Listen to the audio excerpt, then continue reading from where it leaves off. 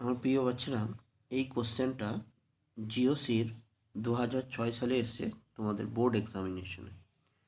এটা class 11-এ, জিওসিটা class 11-এ semester 2-তে পড়ছে। এটা সেম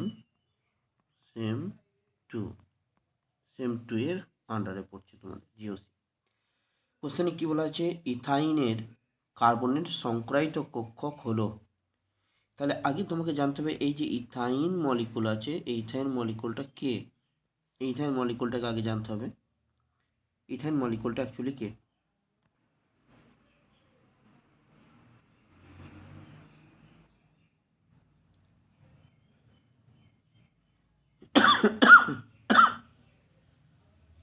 ইথাইন মলিকুল যেটা, সেখানে দেখো মিথ ইথ দুটো কার্বন থাকবে।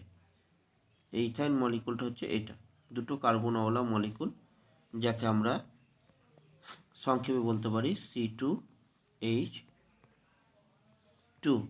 তাহলে এটা হচ্ছে ইথাইন মলিকুল। তাহলে ইথাইন একটা ট্রিপল বন্ডেড।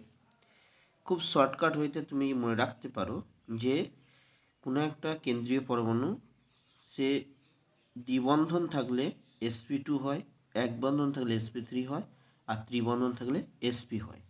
তাহলে এই ত্রিবন্ধন থাকার কারণে এর সংকরায়ন হচ্ছে, এই কার্বনটার সংকরায়ন হচ্ছে sp, আর এই কার্বনটারও সংকরায়ন হচ্ছে sp। এখানে একটা বিষয় মনে রাখতে হবে তোমাদেরকে, যে কেন্দ্রীয় পরমাণু ছাড়া শাখা পরমাণুর কখনো হাইব্রিডেশন হয় না। এই শাখা পরমাণুর হাইব্রিডেশন হবে না, শুধুমাত্র কেন্দ্রীয় পরমাণুর হাইব্রিডেশন। সুতরাং এখানেও দেখো বলেই দিয়েছে যে কার্বনের সংকরায়িত কক্ষক হলো, তাহলে sp। তাহলে এই যে ড্যাশ জায়গাটায় আছে, এই ড্যাশ জায়গাটা তোমার অ্যান্সার হবে sp। Hope the answer is clear to all of you. Thanks for watching.